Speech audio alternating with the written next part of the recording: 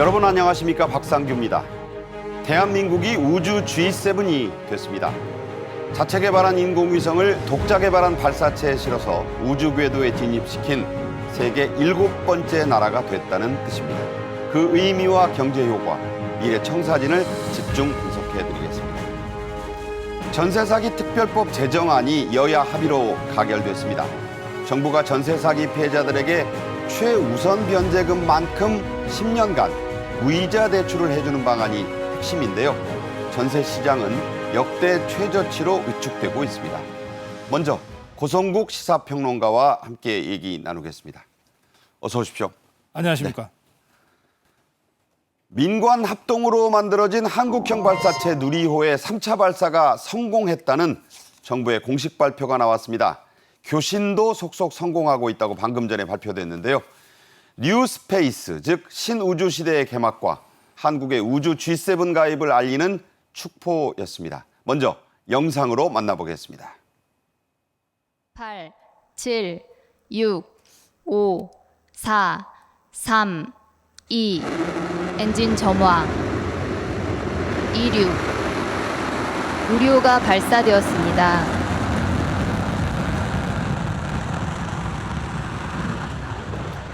5월 25일 오후 6시 24분이었습니다. 전남 고흥의 나로 우주센터 제2발사대를 힘차게 박차오른 누리호.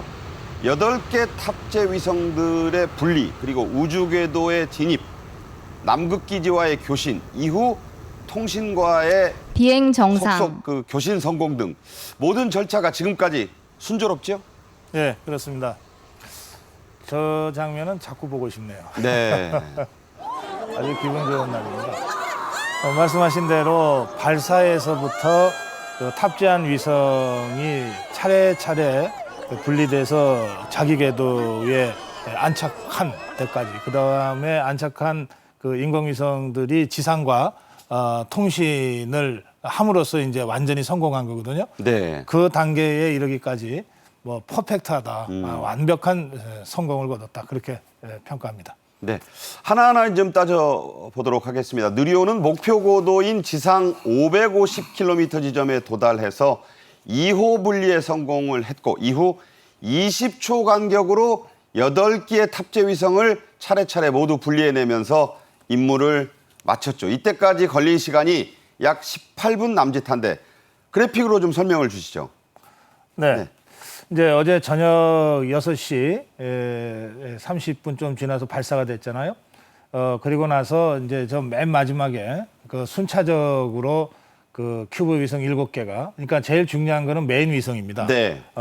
메인 위성이 먼저 분리되고 나머지 7개 큐브 위성이 순차적으로 20초 간격으로 분리가 돼서 완전히 이제 성공이 됐고, 그리고 나면 이제 그 운반체, 발사체는 이제 역할을 다 하지 않습니까? 네. 그렇게 해서 한 3분 후에 이제 떨어졌습니다. 그렇게 하고 지금 저기 있는 8개의 인공위성은 이제 우리들이 쏘아 올린 인공위성이죠. 이 8개는 각각의 궤도 550km 상공해서 지구 궤도를 빠른 속도로 돕니다. 예. 그런데 대개 이제 인공위성은 수명이 있어요. 태양전지를 통해서 에너지를 공급받고 해야 되니까. 그렇죠. 수명이 지금 제일 중요한 메인 위성인 2호가 2년으로 돼 있습니다. 그러니까 이제 2년간 돌면서 원래 목적, 그러니까는 그 지구를 관찰하는 겁니다. 뭐 대개 해상도가 지상 5m 정도까지를 판별할 수 있을 정도의 나름 정밀 위성인데요. 이걸 이제 2년간 이제 임무를 수행하고 이제 우주 미아가 되는 거죠.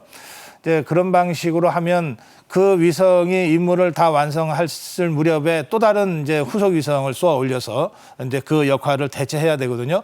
그렇기 때문에 일단 우주 개발이 시작되면 계속해서 진일보된 과학기술에 입각한 더 진전된 인공위성들을 쏘아 올려야만이 이 과정이 승계가 되는 거고 또 발전이 되는 겁니다. 네.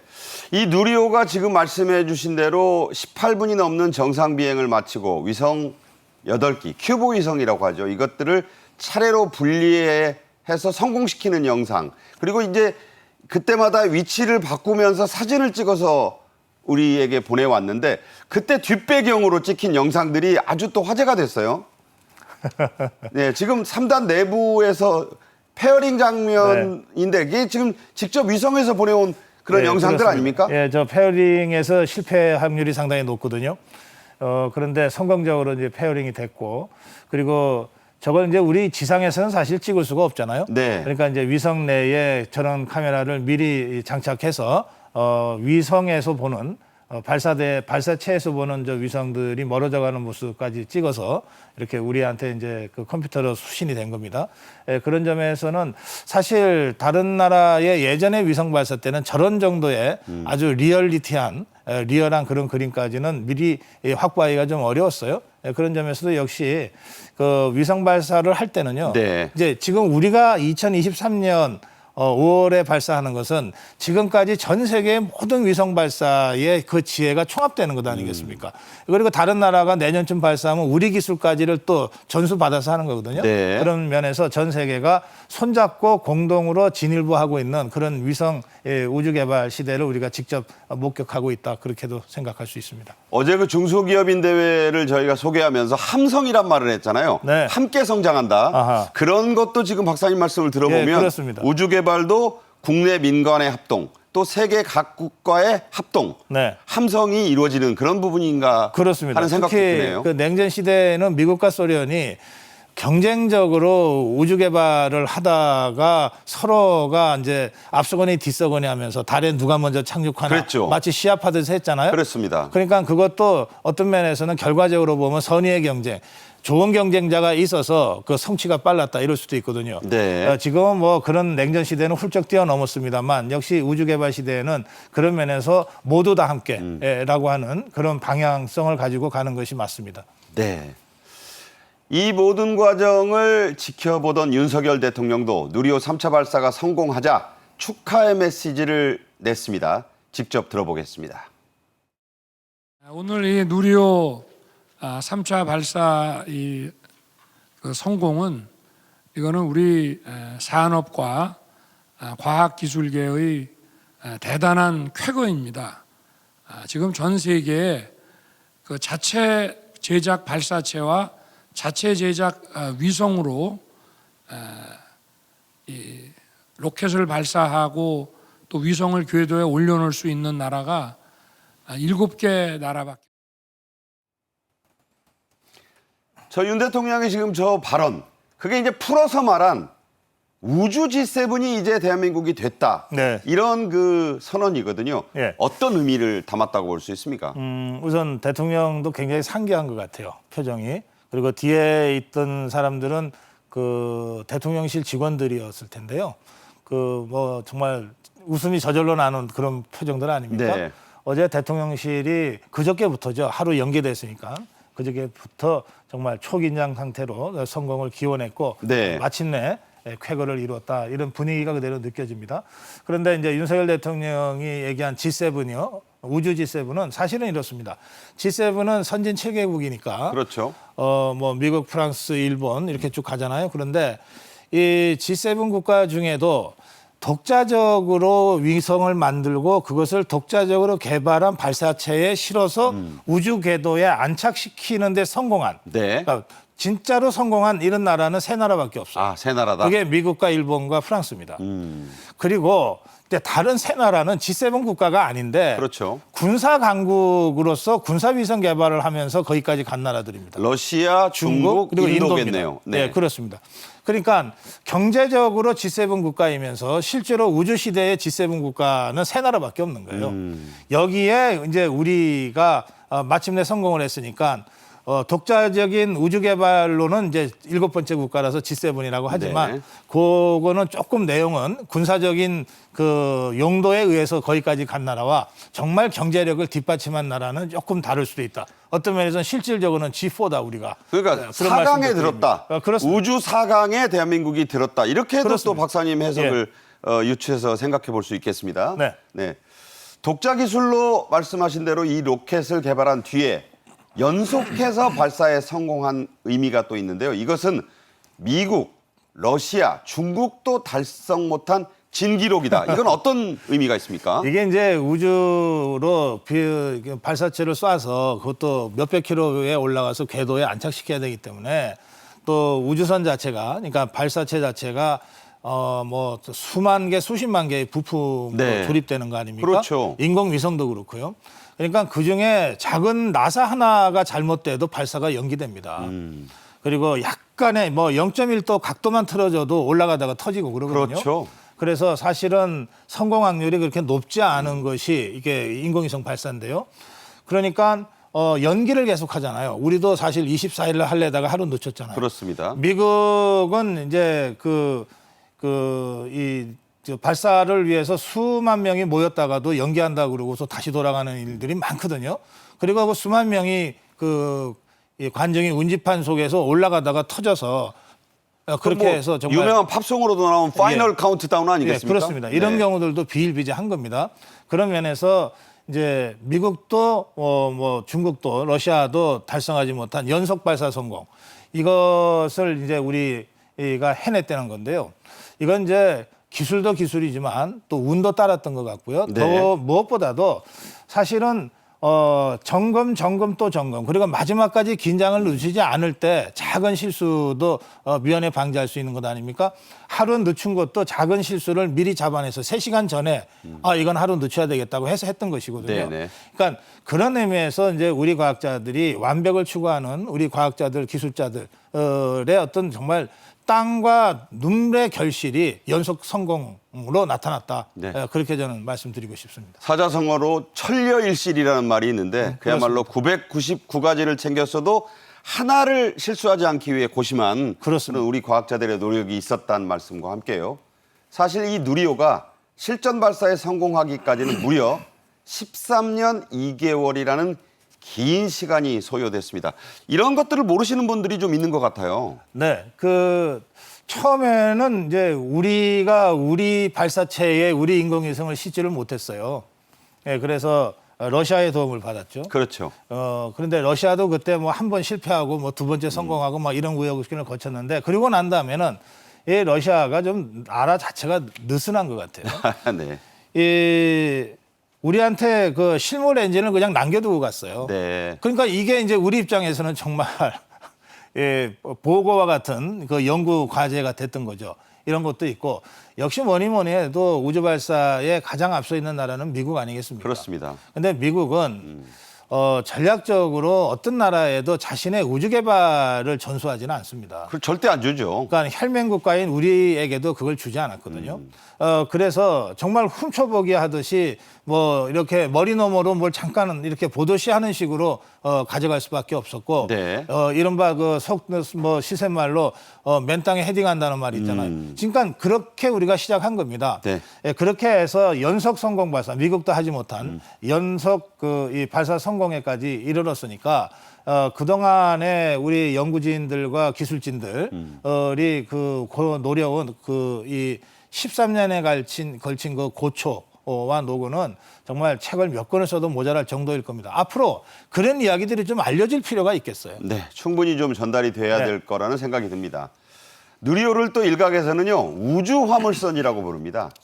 그 이유 바로 첫 손님이 우리가 개발한 인공위성 7기였기 때문인데요. 자, 이 큐브 위성 앞으로 어떤 역할들을 하게 됩니까? 이게 이제 위성을 만든 그 회사나 연구소가 다 다르고요. 그리고 다 그 특정하고 있는 목적이 다 다릅니다. 예, 그래서 이제 제일 중요한 메인 위성은 전체적으로 지구를 촬영하는 거거든요. 그러니까 여기에는 사실은 공개적으로 얘기하지는 못하지만 군사적 목적도 있을 겁니다. 아무래도 네. 그리고 대개 반경 40km 정도를 커버하고 아까 말씀드린 대로 해상도가 5m 정도니까 그야말로 뭐 예, 지상에 있는 차량 정도는 식별할 수 있는. 번호판까지는 찍겠죠. 예, 그렇습니다. 그런데 이제 미국의 군사위성의 해상도는 차량의 번호판 한 15cm 정도까지도 판별할 수 있고 그 안에 있는 글씨까지 본다 그래요. 그렇습니다. 네. 그러니까 그 정도의 기술 차이, 기술 격차는 이제 여전히 있는 겁니다. 네. 그리고 이제 이번에 함께 발사한 위성 중에는 예컨대 환경 오염 문제만 집중적으로 그 관찰하는 위성도 있고 방사능 농도만 집중적으로 관찰하는 네. 또 해양 오염을 집중적으로 관찰하는 이렇게 목적을 특정해서 지금 띄워놓은 겁니다. 네, 그렇군요. 1박 2일이었습니다. 현장 근처에서 이 장면을 지켜본 국민들도 초조함을 감추지 못했습니다만 이 발사가 성공하자 기쁨을 감추지 역시 못했습니다. 몇 분의 얘기를 저희가 직접 들어봤습니다. 많이 벅차고요. 너무 감동적이었고 오길 잘했다는 생각을 많이 들었어요. 애기들 데리고 와서. 너무 생생하고 너무 좋았던 것 같아요. 아주 좋습니다. 발사 성공했을 때 우리 국민들 진짜 벅찬 가슴을 가지고 있을 거예요. 지금은 위성을 싣고 가지만 나중에 뭐 달이라든지 화성까지 뭐 로켓이 가서 우리 국민들에게 좀 더 기쁨을 줬으면 하는 생각을 하고 있습니다. 아폴로 11호가 미국에서 발사됐을 때 우리나라 사람들이 남산에 모여서 10만 명이 운집해가지고 고 조경철 박사의 생중계로 이 장면을 지켜봤다는 얘기를 해드린 적이 있어요. 그 다음 날이 또 임시공휴일로 선포됐다. 지금 60, 70대들에게는 뭐 중고등학교 다닐 때 얘기라 생생하시다는 분들이 많은데, 자, 감격은 여전했습니다. 자, 이 누리호의 3차 발사 성공을 지켜본 감격을 들으셨는데, 자, 이게 우리에게는 예. 어떤 앞으로 경제적 효과를 줄 것이냐, 이게 이제 궁금합니다. 예, 굉장히 중요한데요. 지금 우리가 인공위성을 만들어도 우리 발사체가 없으면 다른 나라 발사체에다가 의존을 해야 되잖아요. 그렇죠. 그럼 그거 그냥 공짜로 안 해줍니다. 네. 우리가 마치 택시 불러서 가듯이 택시비 지급을 해야 돼요. 근데 한 번 발사하는데 아마 250억에서 300억 정도 돈을 지불을 해 왔을 겁니다. 네. 그리고 우리가 불렀는데 급한 손님이 먼저 타고 갈 수도 있잖아요. 그렇죠. 그러면 우리는 6월에 발사하고 싶은데 8월쯤에 시간이 된다. 기다릴 수밖에 없죠. 네네. 근데 우리가 이제 버스나 택시 얻어 타면서 택시비 내면서 타던 그 시대를 졸업했어요. 네. 마이카 시대가 됐어요. 그러니까 내가 자가용이 생긴 겁니다. 그러니까 우리가 발사하고 싶은 때 우리가 발사하고 싶은 위성을 자유자재로 실어서 발사할 수 있는 거예요. 네. 위성에 따라서는 발사체도 약간은 이 조정이 필요하거든요. 예. 그러니까 이제 진짜 우리 로켓이 생겼다, 우리 발사체가 생겼다 이런 뜻이고요. 더 나아가서 우리가 남의 로켓 이 운반체 빌려 타고 택시 타듯이 했다면 꼭 우리 것도 빌려줄 수 있잖아요. 그렇죠. 이제 대여도 가능하죠. 더구나 우리는 연속 발사 성공을 기록한 나라 아닙니까?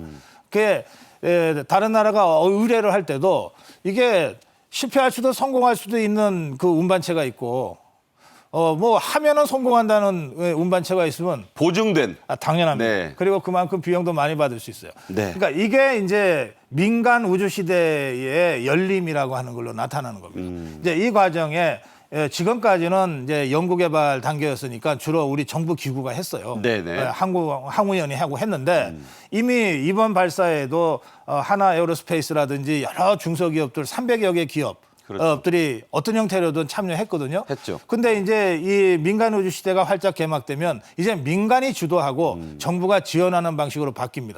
그러면서 훨씬 다양한 위성의 용도가 생기는 거죠.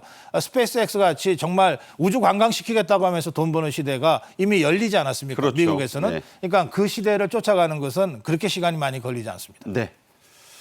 앞서 고 박사가 말씀해 주신 대로 민간 기업들이 처음으로 참여한 것도 주목을 받고 있습니다. 먼저 한화 에어로스페이스라는 기업이 있습니다. 자, 어떤 부분에 어떻게 참여했나요? 하나 에어로스페이스는 이번 이 3호 발사, 누리호 3차 발사를 전부 총괄했어요. 네. 그러니까는 위성과 발사체 전체를 조립하고 감독하는 역할을 했습니다. 네. 그다음에 이제 인공위성 만드는 회사 따로 있고 발사체 조립하는 회사 따로 있고 그다음에 이 발사체를 지탱하는 기립해서 발사대에 예. 있지 않습니까? 예. 그걸 따로 하는 데가 있고 이런 식으로 해서 다 역할 분담이 이루어졌던 것이고요. 이렇게 해서 참여한 기업이 중소기업까지 포함하면 한 300여 개 기업이고 연구 인력은 한 500여 명 된다는 거거든요. 이게 우리 우주 개발의 자원입니다. 네. 예, 우리가 70년대, 80년대 근대화 과정에서도 사실 우리 휴먼 리소스, 그러니까 인적 자원 말고는 아무것도 없었잖아요. 그렇죠. 지금 우리가 우주 개발 시대를 활짝 열었습니다만은 이것과 관련해서도 우리가 갖고 있는 건 우리의 그 뛰어난 인적 자원밖에 없어요. 이 인적 자원이 이번에 누리호 3차 발사에 500여 명이 참여해서 성공한 경험을 축적한 거예요. 네. 예, 이것이 앞으로 우주 산업의 가장 중요한 동력이 된다고 저는 생각합니다. 300여 개의 우리 기업들이 참여했다는 말씀 주셨는데 뭐 구체적인 이름으로 루미르, 저스텍 등 이런 기업들이 참여해서 자, 이 국산화율이 중요한데 95%, 100%에는 조금 못 미치지만 거의 완전 국산화에 가깝다 이렇게 볼 수 있겠네요. 물론입니다. 그런데 이것도 이제 퍼센테이지로 따지다 보니까 그렇게 된 건데요. 그럼 미국의 인공위성과 발사체는 100% 미국 거냐? 안 그렇습니다. 네, 그렇죠. 우리나라 중소기업이 만드는 볼트가 거기 다 들어가요. 네. 그렇게 따지면 국산화율이라고 하는 게 미국은 오히려 7, 80% 떨어질 수도 있거든요. 그래서 국산화율도 중요하지만 그보다는 핵심 부품을 우리가 갖고 있느냐. 네. 이게 중요한데 제가 자세하게 들여다보지는 않았지만 이 나머지 국산화하지 못한 5%가 아마도 핵심 부품에 해당될 수 있습니다. 네. 그래서 이 부분을 어떻게 우리가 최대한 빨리 따라잡느냐. 그러면 나머지는 다른 나라에 우리가 줄 수도 있는 것이거든요. 네네. 예, 그런 방식으로 생각해야 될 것 같습니다. 주요 외신들의 대대적 보도를 한번 살펴보겠습니다. 미국의 AP통신은 이번 발사 성공의 의미를 북한 도발에 대한 대응 능력에도 초점을 맞췄습니다. 주요 외신들의 반응을 한번 훑어주시죠. 예, 그 블룸버그 통신은 이 한국의 이제 누리호 3차 발사 성공을 전하면서 앞으로 계속해서 발사 계획이 있다. 이걸 중점적으로 정했어요. 네. 그러니까 지금 우리가 윤석열 대통령이 이제 언급한 바에 따르면 32년에는 달 착륙을 시키고 45년에는 화성에 착륙시키겠다는 그런 겁니다. 얘기 나왔어요. 예, 그러면 착륙 이것이 이제 국가적 목표라고 하면 소급해서 일정들이 잡혀져야 되거든요. 예, 그런 이후에 그 우주 개발 계획이 있다. 그러니까 저기 자막에 나오지만 32년까지 우리는 달로 가고 45년까지는 화성을 가겠다. 탐사하겠다 이겁니다. 네. 그리고 블룸버그는 27년까지 우리가 2027년까지 로켓 3기를 추가 발사할 계획을 지금 세워놓고 있다. 이런 네, 얘기를 그렇습니다. 했습니다. 네. 그리고 이제 AP는 조금 각도를 달리해서 이번에 그 우리 위성 발사 성공이 이제 군사적으로 얼마든지 그 이용될 수 있기 때문에 그 점에서 북한의 핵 개발과 미사일 개발에 상당한 그 억제 능력을 갖추게 됐다. 이런 측면에서 또 부각해서 보도를 했어요. 네. 물론 우리는 일체 군사적인 부분 없이 그야말로 그 우주기술적으로 이 문제를 다뤄왔습니다만 그러나 우주기술이 군사적으로 전용되는 것은 그렇게 어려운 건 아니거든요. 그럼요. 그 점에서 AP는 그 점을 좀 강조해서 지적한 것 같고요. 그다음에 이제 AFP 통신이요. AFP 통신은 이제 조금 전에 우리 앵커께서 설명해 주신 대로 32년 달 45년 화성이 네. 한국의 목표다. 근데 사실 이 목표는요. 다른 이미 뭐 70년대 미국과 소련이 앞다투어서 완성이 됐습니다만 화성 착륙은 아직 한 나라가 없거든요. 그렇죠. 그리고 우리도 이걸 화성 착륙을 시키겠다는 게 아니라 화성의 궤도에 진입해서 화성을 탐사하겠다는 그렇죠. 것이니까 이미 화성은 미국은 이 탐사를 하고 있어요. 그렇죠. 그러니까 우리가 우주과학 기술 영역에서 많이 뒤처져 있는 것은 현실로 인정하되 우리의 이 캐치업 능력이 워낙 뛰어나기 때문에 네네. 예, 얼마든지 빠른 시간 내에 이 시간을 단축해서 쫓아갈 수 있다. 그런 자신감은 좀 가질 필요가 있겠습니다. 자, 우주 G7 말씀하신 대로 이제 우주 4강을 네. 넘어서서 예. 우리가 정말 더 큰 우주로 나가는 계기가 이번에 마련됐다. 이런 의미를 나눠봤습니다. 다음 주제로 넘어가죠. 원전 현지 시찰을 마친 후쿠시마 오염수 시찰단이 일본 내에서의 활동을 마무리했습니다. 시찰단은 안전성 평가에 진전을 이뤘다면서 추가 분석이 끝난 뒤에 이른 시일 안에 시찰 결과를 정리해서 발표하겠다고 했습니다. 먼저 영상으로 만나보겠습니다. 우리 두 정상은 이번 회담에서 후쿠시마 오염수 관련 한국 전문가들의 현장 시찰단 파견에 합의하였습니다.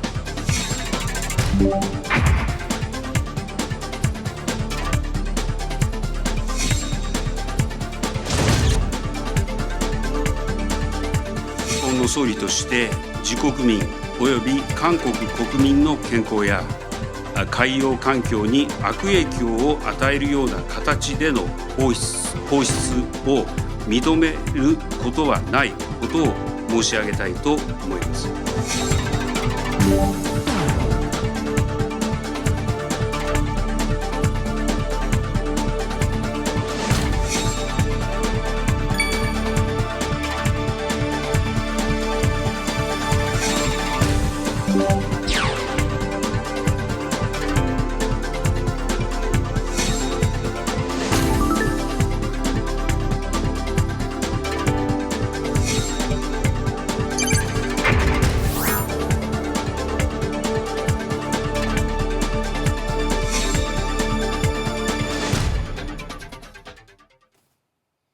후쿠시마 오염수 한국 시찰단의 일본 현지 활동이 종료됐습니다.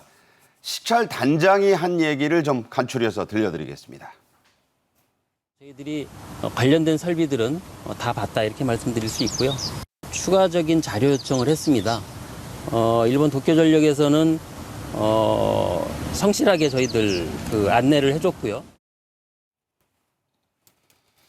자, 구체적으로는요, 오염 처리수를 희석하는 장비, 그리고 방출하는 설비 등 핵심은 다 살펴봤다. 이런 얘기를 했네요. 네, 유국희 단장이 중요한 거 다 봤다 그랬고요.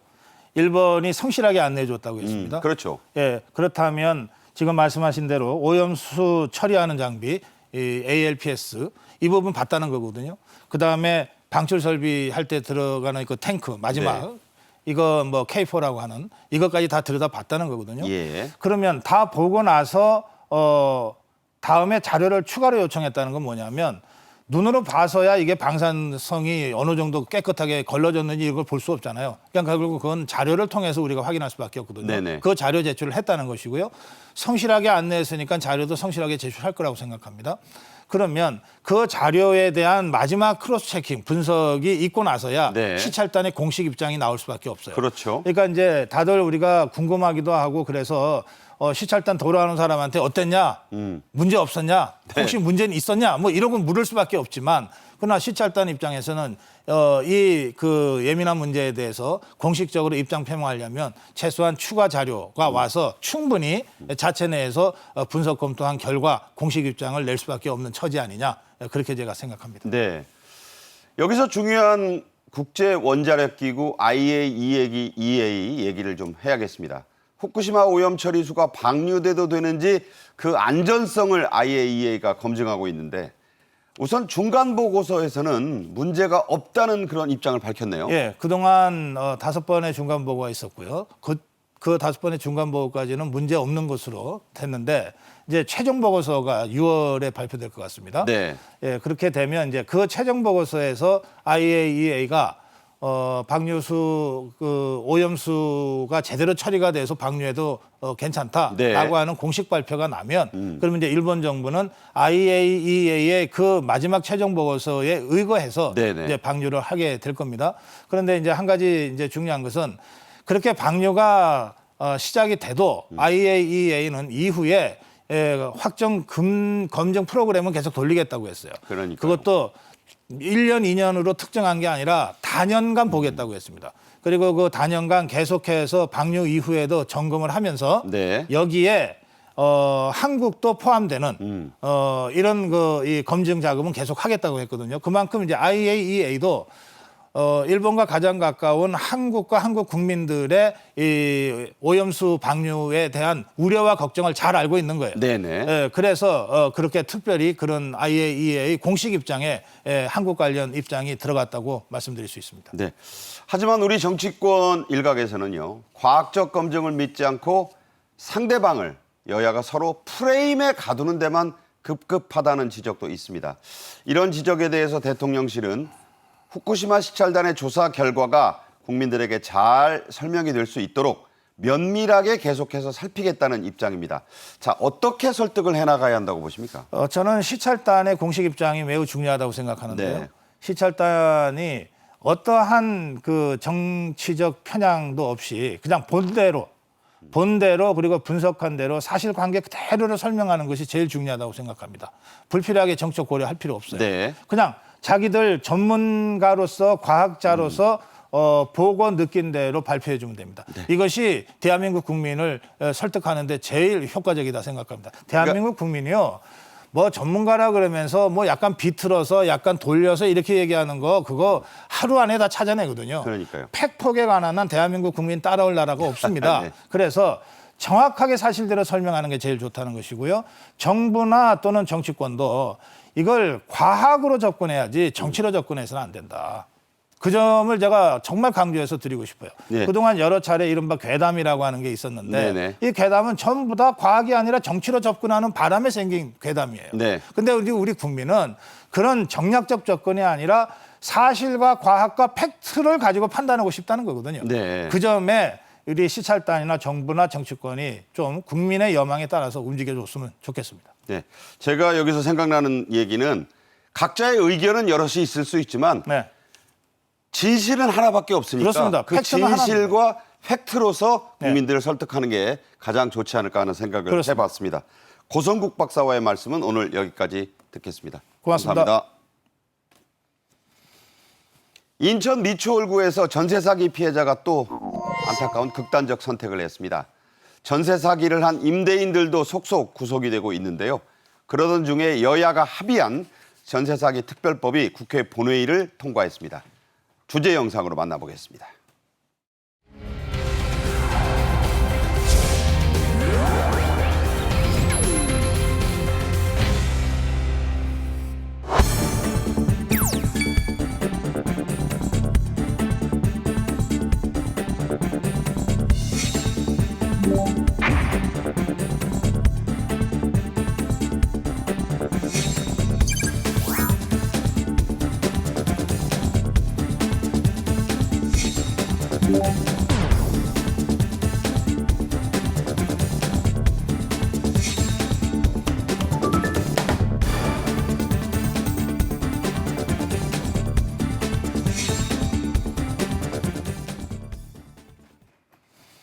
배종찬 인사이트 K 연구소장과 함께하겠습니다. 어서 오십시오. 안녕하십니까? 네. 5월 24일이었습니다. 인천 미추홀구에서 전세 사기 피해자가 또 극단적 선택을 했는데요. 미추홀구에서만 벌써 4번째 사망자가 나온 안타까운 상황이죠. 그렇습니다. 뭐 이게 일각에서는 인천이 왜 그러냐 이렇게 생각하실 수 있는데 여기에 이른바 빌라 분양이 많이 됐던 이유입니다. 그렇죠. 말 그대로 뭐 빌라왕, 전세왕 그러는데 저는 여기에 명칭에 제발 왕자 붙여서는 안 되고요. 그러니까요. 빌라 사기꾼, 전세 사기꾼입니다. 그러니까 이 꾼들에게 정말 속은 거죠. 그래서 전세 사기 피해자가 또 사망을 했습니다. 이제 석 달째 4명째가 되는 것이고요. 네. 인천 전세 사기 피해 사망자는 이렇게 전세 보전금을 돌려받지 못한 것이 가장 큰 피해입니다. 왜냐하면 전세 보전금을 돌려받지 못하면 그게 5천만 원이 되든 2억이 됐든 심리적 압박이 엄청납니다. 그럼요. 저도 경험을 해봤습니다. 그게 액수가 문제가 아니라 그 사람의 전세 보전금이 그 사람의 자산의 거의 전부일 수도 있거든요. 그럼요. 그것이 바로 이 가장 큰 이유가 됐는데 절대 그런 일이 없도록 주변이 좀 더 나서야 될 것 같습니다. 그러니까 자기 자산을 다 잃은 것뿐만 아니라 빚까지 져야 되니까 네. 극단적 선택으로 내몰리고 있는 그런 상황입니다. 한편 전세 사기를 한 임대인들의 구속 소식도 잇따라 들리고 있습니다. 23일에 경기도 동탄의 전세 사기범 5명에게 법원이 구속영장을 발부했습니다. 피해액이 무려 250억 원이라고요? 그렇습니다. 이렇게 엄청난 액수가 되는 이유는 또 지역도 동탄이거든요. 여기를 집중 개발해서 임대법이 굉장히 완화됐기 때문에 여기서 계속해서 그냥 빚을 지고 건물을 지어서 임대하는 방식입니다. 네. 그렇게 해서 수익을 얻는 사실은 그게 옳은 방법은 정상적인 방법은 아니라고도 볼 수 아니죠. 있어요. 전세 사기 임대인 공인중개사 5명의 구속 영장을 발부했습니다. 여기서 중요한 게 왜 공인중개사일까? 우리 물어봅니다. 항상 법 지식을 잘 모르고 부동산법을 모르거든요. 아, 이거 중개사님 괜찮은 겁니까? 그렇죠. 아이고 나만 믿으란께 이래버리는 거거든요. 네네. 제가 뭐 사투리 써서 죄송합니다만 이런 상황이 되다 보면 그렇게 또 이 임차인들은 믿어버립니다. 네. 아이 나만 믿어요. 나만 믿으면 된단께. 나만 믿어라 이렇게 돼버리거든요. 그래서 저는 이 결국 동탄의 전세 사기 피해 고소가 무려 200여 건 가까운 184건이라 됩니다. 피해액은 250억이니까 한 건당 1억이 넘는다는 이야기가 되겠죠. 그러니까 전세 사기가 최초 신고 이후 2달 동안 사기 혐의가 인정돼서 이제 구속영장이 나오는 상황이 됐습니다. 네. 뭐 특정 지역을 염두에 두고 하신 그런 사투리는 아니니까 예. 오해 없으시기 바랍니다. 그 다음 날도 전세 사기범이 입건이 됐습니다. 수도권에 무려 694채의 집을 갖고 있는 임대인. 엄청나네요. 그러니까 이게 말이 안 되는 겁니다. 그러니까 이제 법적으로는 교묘하게 피해갈 수 있었기 때문에 무슨 700채, 1000채 이런 어마어마한 이야기가 나오고 이 사람들이 뭐 재벌도 결코 아니고 이 방법 수법을 통해서 이른바 나쁜 집주인 사이트에 등장한 이름, 이 이름을 추적을 해봤더니 694채나 워낙 많으니까 숫자 외기도 694예요. 불가능할 정도입니다. 그러니까 일종의 빌라 사기꾼이 입건이 됐습니다. 수도권에만 무려 694채 주택 소유자였고 임차인만 무려 150여 명이나 됩니다. 네. 그 이야기는 뭐냐면 이 집들이 다 나간 것도 아니에요. 집들이 다 나가지도 않을 정도로 많은 집을 가지고 있었던 사기꾼이 됩니다. 3분의 1밖에는 안 나갔다는 거예요. 그러니까요. 조사받은 임차인은 150명 남짓이니까. 그러니까 물론 이제 조사받았은 임차인이 꼭 이제 다 임차한 전부는 아닙니다. 더 있습니다. 그런데 이제 이것만 보더라도 감당조차 못할 임대 물량을 가지고 있었다고 볼 수 있는 것이죠. 네. 자, 이렇게 전세 사기 갈수록 심각해지자 네. 전세 시장은 갈수록 위축이 되고 있어요. 전세보다 월세를 선호한 사람들이 갈수록 늘고 또 월세는 하루가 다르게 치솟고 전세 보증금은 계속 떨어진다고요. 그렇습니다. 이게 돈 문제입니다. 결국 보증금을 떼일 수 있는 거 아니냐. 왜냐하면 전세 보증금이라는 것이 정말 적은 금액이 아니고 또 이게 나중에 뭔가 일이 생겼을 때 우선 변제금이 안 될 수도 있거든요. 그러다 보니까 수십만 원 더 내더라도 차라리 그냥 전세로 가지 말고 월세로 가자. 이렇게 이제 추세가 나오기도 하고 사기 무서워서 뭐 한 달 수십만 원 더 낼 각오를 그렇게 하고 있다 이야기가 나옵니다. 전세 사기 피하자니 월세는 올라가죠. 그렇죠. 그럼 숨이 턱 막힌다.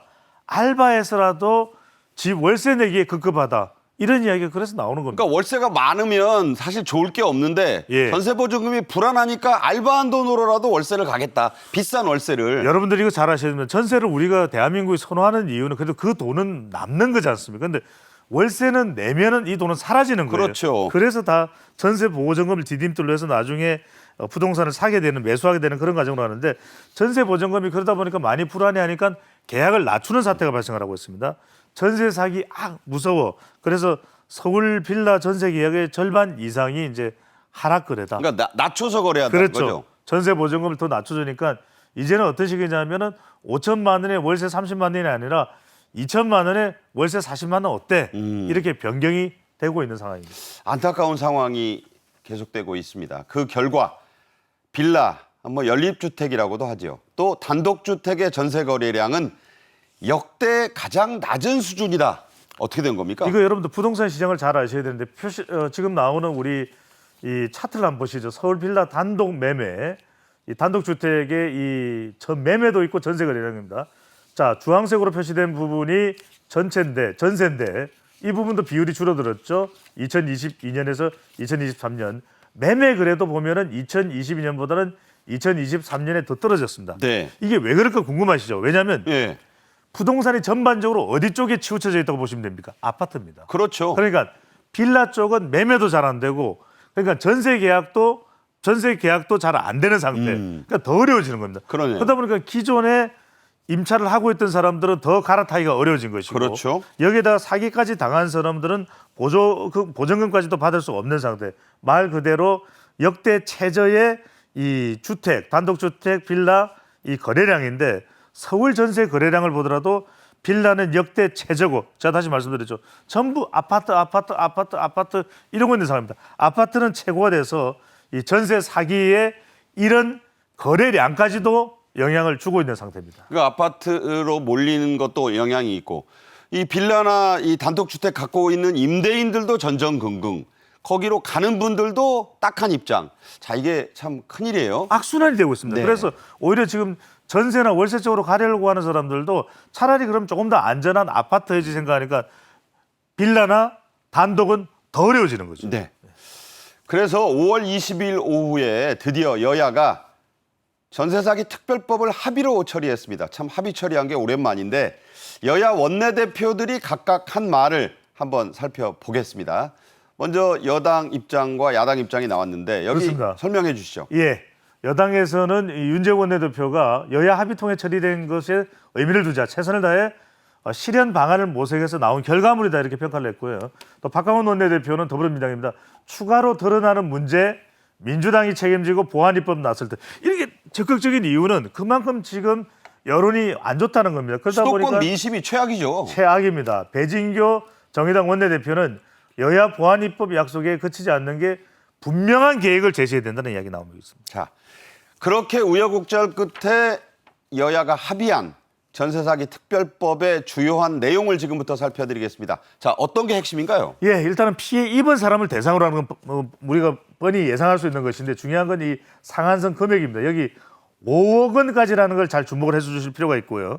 그다음에 금융 경공매 지원은 뭐냐면 일단 이 우선 매수권입니다. 자, 경매로 나가게 되면 지금 임차인에게 이 집을 빌린 사람에게 우선 매수권을 부여하겠다. 이게 뭐 다른 내용과 함께 핵심이고, 금융 지원을 보면 이게 중요합니다. 자, 너무 힘들 테니까 어차피 변제받을 수 있는 최우선 변제금을 국가에서 미리 주겠다. 서울 같은 10년 경우에는 무이자죠. 무이자 대출로 주면은 나중에 경매를 통해서든 여하튼 이 전세 보증금을 못 받는 게 처리되면 그때 갚아라. 서울이 5,500만 원 그렇습니다. 한도고. 지역에 예. 따라서 다릅니다. 기타 지원은 자, 생계 지원입니다. 6개월간 매월 162만 원을 지원하는, 왜? 이 보증금이나 전세 전재산을 못 찾으면 생계마저도 어려울 수 있는 것이거든요. 이 부분에 대한 지원 내용까지 담고 있습니다. 네, 자세히 저희 방송에서 나온 그래픽을 더 확인해 보시길 바랍니다. 이 특별법 제정안에서 특히 궁금해 하시는 게 있죠. 내가 이 지원 대상에 포함이 될지 여부입니다. 지원 대상 좀 더 자세히 좀 그렇습니다. 짚어드리시겠습니까? 일단은 보증금이 중요합니다. 일단 이 보증금이 4억 5천을 상한선으로 했다가 5억까지 늘어났습니다. 여러분들 뭐냐면 이 이야기는 일단 이 금액보다도 보증금이 넘는 사람일지라도 5억 원까지는 이 혜택을 받는 겁니다. 5천만 원의 그 기준을 높였어요. 그렇죠. 그러니까 나는 5억 5천인데 안 돼. 이런 게 아니라 5억 5천 이상 되는 사람도 5억까지는 이것을 적용을 받는 겁니다. 이중계약 피해자인 경공매 특례 일반 금융세제, 그러니까 이중으로 피해를 당한 사람도 있습니다. 계약이 한두 건이 아닌 사람이 있어요. 그 경우에도 이 혜택을 받을 수가 있는 것이고, 그 외에도 관련된 내용이 신탁 사기 피해자도 일반 금융지원 대상입니다. 상당히 좀 폭을 넓힐 수 있는 한 최대한 넓혔다. 이렇게 보시면 될 것 같아요. 그러니까 여야가 머리를 맞대고 이제 이런 그 특별법 제정안을 내놨는데, 물론 아직도 이제 더 보완해야 될 부분은 있겠죠. 예. 이번 특별법의 핵심 내용, 이 최우선 변제금이라는 대목입니다. 지원 금액은 얼마나 되는지, 또 어떻게 지원받을 수 있는지가 궁금합니다. 그렇습니다. 일단은 이제 우리가 지금 전세 보증금을 못 받고 있으니까 이게 뭐 경매나 공매나 어떤 식으로 처리가 되든 간에 돈을 받아야 되는데 그것도 당장 받을지도 모릅니다. 그러니까 여기서 중요한 게 최우선 변제금입니다. 이제 최우선 변제금을 법을 통해서 전세 피해를 당한 사람들한테 준다는 것인데 그것도 당장 받을 수 있을지 없을지 모르기 때문에 지역별로 정부에서 달라요. 네, 지역별로. 다릅니다. 이것을 이제 무이자로 먼저 주겠다는 것인데 서울은 금액이 많습니다. 5,500만 원이고요. 과밀 억제 권역도 상당히 부동산 이 가격이 올라가 있는 곳이기 때문에 최대 4,800만 원인데 용인, 화성, 세종, 김포. 그렇습니다. 예. 광역시 같은 경우와 안산, 광주, 파주, 이천평택은 최대 2,800만 원인데 좀 작네요. 예, 그렇습니다. 그 외의 지역은 지방을 말합니다. 이른바 말하는 더 이제 수도권이 아닌 더 지방에서는 최대 2,500만 원. 이게 왜냐하면 부동산 가격에 따른 좀 차이를 염두에 둔 이 최우선 변제금 무이자 대출 기준이다라고 보시면 되겠습니다. 최장 10년까지는 무이자로 대출을 해준다. 예. 디딤돌 대출이나 특례보금자리론이 재원이다. 그리고 신용회복 프로그램도 중요하네요. 기존 그렇습니다. 전세대출 미상환금을 길게는 20년까지 무이자로 역시 나눠서 갚을 수 있게 해준다. 그렇습니다. 이게 아까 말씀드렸던 금융 지원이 되는 부분입니다. 네. 여야는 또 전세사기 특별법의 후속 입법으로요. 지방세 특례 제한법 개정안을 통과시켰습니다. 자, 법의 이름이 좀 긴데 이건 어떤 건가요? 그렇습니다. 이건 어려움을 해결해 준다는 것입니다. 전세금이 물려있기 때문에 그렇다면 생활하는 데도 상당히 힘들 수밖에 없고 특히 정부에서 대책을 세워줄 수 있는 건 세금입니다. 세제 대책이라고 할 수 있는데 지방세 감면법, 이 사람이 이제 피해받은 사람이 내야 되는 지방세를 감면해 주겠다는 것이 국회에서 드디어 통과됐습니다. 어떤 내용이냐면 취득세, 재산세 그리고 이 부분들을 이제 감면해 준다는 개정안이 연결됐습니다. 상당히 왜냐하면 지금 피해를 당한 사람의 입장에서는 지금 취득세를 200만 원 한도 내에서 감면받기 때문에 이것도 도움이 되는 겁니다. 나 지금 뭐 이 돈이 한 푼도 없는데 어떻게 이거 세금을 내? 네. 이런 사람인데 3년간 재산세도 경감을 해줍니다. 그에 따라서 한 25 또 50%가 이제 이 차등돼서 적용이 됩니다. 이것도 상당히 지금 피해를 당한 사람들은 심리적으로 상당히 압박을 받고 있는 그런 상황인데 도움이 된다고 봐야 되겠죠. 네. 하지만 이 전세 사기 피해를 본 분들 반응이 좀 떨떠름합니다.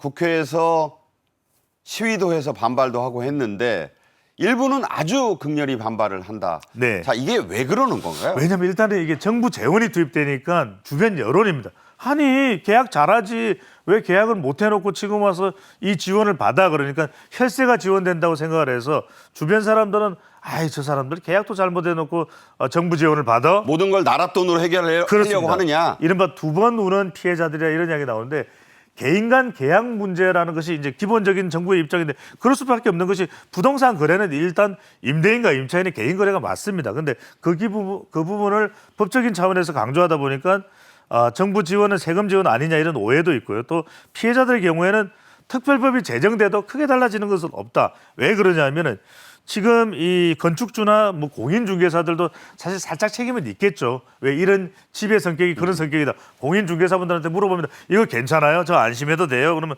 아이고 염려하지 마. 그거 그렇게 계약을 하면 살고 있는 사람도 있는데요. 네네. 이래버리면 또 우리가 믿게 되거든요. 바로 그런 부분에다가 아까도 나왔지만 우선 매수권이라고 하는 것도 그 집을 경매를 낼 때 내가 이 전세금에다가 얹어서 살려면 또 대출을 얻어야 되거든. 결국 빚지는 것 아니냐. 이런 또 볼멘 소리가 나오고 있는 것이죠. 그러니까 형평성도 중요하고 예. 모든 걸 세금으로 하면은 다른 또 피해본 분들도 이게 좀 고려해야 되는 정부 입장이 있는 거고. 상대적 박탈감 이야기가 네, 나오죠. 그러니까 뭐냐면 개인 간 계약 문제를 모든 걸 정부에게만 의존하려는 것에도 문제가 있다. 하지만 이 사태가 워낙 중요하니까 여야가 앞으로 보안입법에서 신경을 써야 되겠다. 이런 생각도 해보게 됩니다. 배종찬 소장과 말씀 나눴습니다. 잘 들었습니다. 감사합니다. 오늘 저희 정책엔 이슈가 준비한 소식은 여기까지입니다. 시청해 주신 여러분 감사합니다.